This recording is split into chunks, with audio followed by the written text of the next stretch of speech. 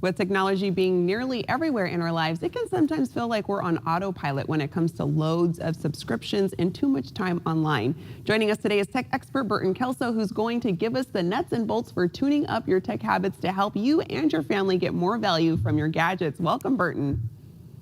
Hey, Desiree, how are you? We're doing good. So, Burton, a lot of us these days are cord cutters, people who've chosen not to use cable TV, but get streaming services instead. Could there be a downside to that?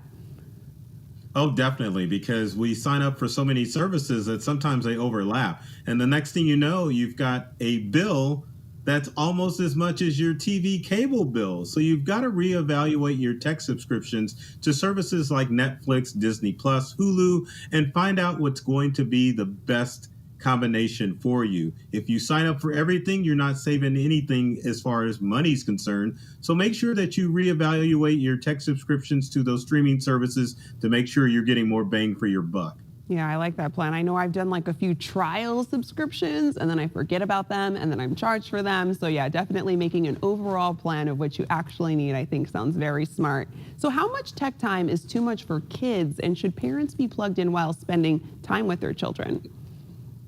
Well, I'm kind of hard when it comes to technology and kids, so I would say no tech time until they're well into their teenage years. But realistically, in this digital age, I would probably say 2 hours a day would be enough for most kids. More than that is going to cause issues with your child. You can have issues with blue light in their eyesight. You can also have issues with irritability and just sleeplessness when it comes to kids. Technology devices are addicting, so parents need to make sure that they're not using tech devices to babysit their kids and limit usage when it comes to their smartphones and gaming systems. Yeah, I know for a lot of parents, sometimes the phone or the iPad can kind of help the child just be still and calm down, but finding alternatives and setting those timed boundaries sounds smart. Can you talk a little bit about what to watch out for when going online? Definitely.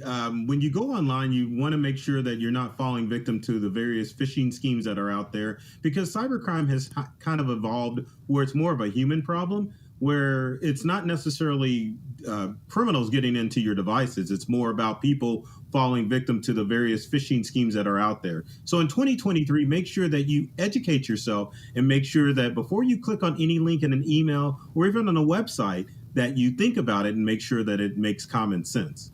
Yeah, we went through a training here, making sure we can beat those, make sure we're smart with our cybersecurity and not clicking on the links that we can avoid if it's becoming hacking or anything else that could ruin things for us technical wise. So is there a quick, simple tip to managing our internet use and making it more secure? Yes, you need to go into the practice of using passphrases as opposed to using passwords. Passwords sometimes rely on things that we're close to, and we share that information on social media. But if you use a passphrase, words like blue rock or stinky chicken or purple Lamborghini, those passphrases make your online accounts more secure and harder for hackers to get access to, and they are easier for you to remember. Okay, that's good to know. Is there any way we can use technology to save energy and reduce our carbon footprint?